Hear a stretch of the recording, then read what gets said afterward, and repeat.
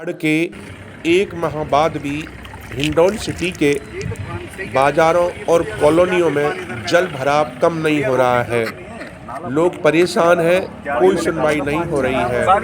व्यापार महासंघ के पदाधिकारी पिछले दिनों जयपुर पहुंचे और डीएलबी मंत्री झावर सिंह खर्रा से मिले। उनके साथ डॉक्टर किरोड़ीलाल मीना भी मौजूद थे, जिन्होंने व्यापारियों की मंत्री से मुलाकात कराई। मंत्री ने आश्वासन दिया था कि 2 दिन में हिंडौन सिटी एक तकनीकी अधिकारियों की बड़ी टीम पहुंचेगी और पूरा मामला देख करके रिपोर्ट देगी, किस तरह से हिंडौन में जल भराव तब किया जाए। खास बात यह है कि जल भराव की वजह से हिंडौन सिटी के कटरा बाजार, कंबलवाल गली, पुरानी मंडी, भाईलपुरा बाजार, धाकड़ पोठा सहित अन्य बाजारों में एक तरह से जल भराव की स्थिति बनी हुई है। दुकानों पर ताले लटके हुए हैं। इसके बाद प्रशासन और शासन में बैठे लोग ध्यान नहीं दे रहे हैं। इस समस्या से निजात कैसे मिले, इस संबंध में व्यापार महासंघ के पदाधिकारियों ने हिंडौन सिटी का कैचमेंट एरिया का निरीक्षण किया। चाट का तालाब और जलसेन का पानी ओवरफिल होकर के किधर जा रहा है। आखिर बाढ़ रुकने के बाद भी हिंडौन के बाजारों में जल भराव कैसे नहीं हो रहा है, इसे जानने के लिए व्यापार महासंघ के पदाधिकारी कैचमेंट एरिया का निरीक्षण करने के लिए पहुंचे। इस दौरान पाया गया कि पूर्व में जो कैचमेंट एरिया का पानी सिकरौदा और मडावरा होते हुए क्यारदा बांध तक पहुंचता था, वह नहीं पहुंच पा रहा है, जिसकी वजह से बड़ी समस्या पैदा हो गई है। इस संबंध में जलसेन बांध देखने पहुंचे व्यापार महासंघ के अध्यक्ष अजय मित्तल एवं अन्य पदाधिकारियों आज हिंडौन सिटी में जो जल भराव की स्थिति बनी हुई है, व्यापार महासंघ के पदाधिकारियों ने कैचमेंट एरिया का दौरा किया है। पूछते हैं कि क्या नतीजा रहा, किस तरह से जल भराव की समस्या बनी हुई है और कैसे समाधान हो सकता है। हमारे साथ हैं व्यापार महासंघ के अध्यक्ष अजय मित्तल जी। क्या आपने देखा भाई साहब, आज जो पहले ये क्षेत्र था ग्रामीण क्षेत्र, फुलवाड़ा, सिकरौदा वगैरह, ये पूरा एरिया, उनके पानी का निकास के अलग से व्यवस्था थी, जो सीधा अपने खारी होते हुए निकल जाता था, मडावरा होते हुए क्यारदा के बाद में चला जाता था जी। लेकिन धीरे धीरे कुछ लोगों ने उस पर अतिक्रमण करके पूरे जो रास्ता पानी का निकलता था उस पर अपना कब्जा करके, और इस धीरे धीरे इस पूरे शहर का जो पानी, गांवों का जो पानी है, वो सीधा सीधा अपने गौशाला पे आकर के और बाजार, कटरा बाजार में और अन्य क्षेत्रों में पानी बढ़ जाता है। इसकी वजह से ये पूरा हमारा कटरा बाजार और बाकी के जो हिंडौन शहर में जितनी भी और कॉलोनियों में पानी भरा हुआ है, उसकी वजह से ये परेशानी हो रही है।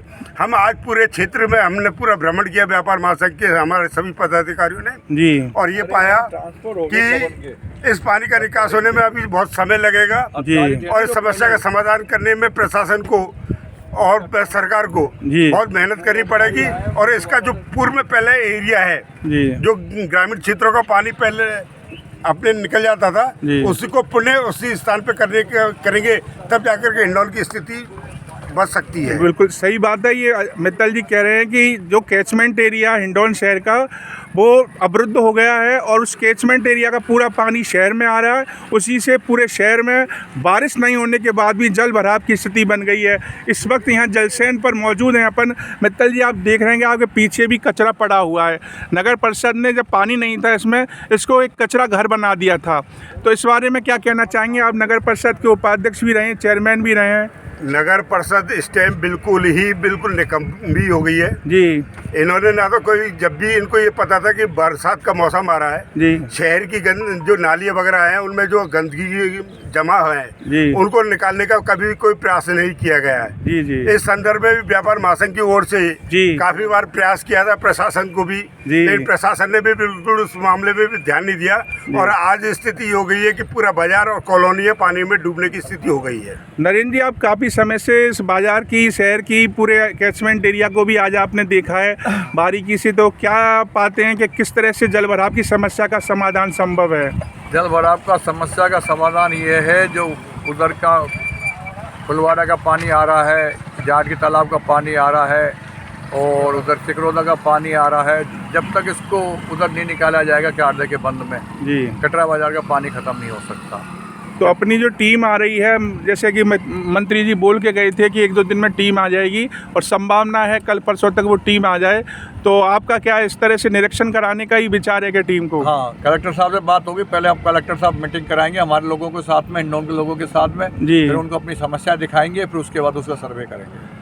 नरेश जी, आप क्या कहेंगे कटरा बाजार की प्रॉब्लम को लेकर? और आज आपने कैचमेंट एरिया भी देखा, क्या कहना चाहते हैं? कटरा बाजार में जो इस समय पानी भरा हुआ है, जब तक उस पानी को, जो आने वाला पानी है, उसको 2-3 जगह डिवाइड नहीं किया जाएगा, तब तक ये पानी नहीं निकलेगा। जैसे पहले पानी था ग्रामीण इलाकों से भरा हुआ, तो वो पानी 2-3 जगह निकल जाता था, कैचमेंट एरिया का पानी जिसको बोलते हैं। अब वो पूरा पानी जो है गौशाला होते हुए और गुलशन कॉलोनी और इधर की अपनी कॉलोनी होते हुए पूरा बाजार में आ रहा है। इसलिए कटरा बाजार का पानी बारिश नहीं होने के बावजूद भी आज पानी भरा हुआ है और पानी निकल नहीं रहा है। दूसरा कारण ये, हमने 2 महीने पहले हिंडौन नगर पालिका के प्रशासन को, जो आयुक्त महोदय, उनको भी SDM साहब हैं, उनको 2 महीने पहले, आज से 2.5 महीने पहले उनको बताया था कि बारिश आने वाली है, नाले की थोड़ी सफाई व्यवस्था और नालियों की सफाई व्यवस्था पर ध्यान दिया जाए। हर वर्ष जो नालों की सफाई बारिश से पूर्व होती थी, इस बार वो सफाई व्यवस्था बिल्कुल नगर पालिका प्रशासन द्वारा नहीं की गई। उसका खामियाजा आज हिंडौन की जनता भुगत रही है, चाहे जाटा बस्ती हो, चाहे जाट की सराय हो, चाहे कटरा बाजार हो, चाहे ये अपनी दिलसुख टाल वाली गली हो, चाहे कोलीपाड़ा हो। सब लोग पानी की समस्या से इतने त्रस्त हैं जिसका समाधान लगता नहीं है स्थानीय प्रशासन कोई कर पा रहा है। कैचमेंट एरिया का निरीक्षण करने के बाद आप इस जलसेन में खड़े हुए हैं जिसमें ये सड़क बनाई गई थी पाल तोड़ करके, और वो जलसेन की पाल तोड़ कर जो सड़क बनाई गई थी वो लबालब हो चुकी है। लोग जान जोखिम में डाल करके इस सड़क पर चलने को मजबूर हैं।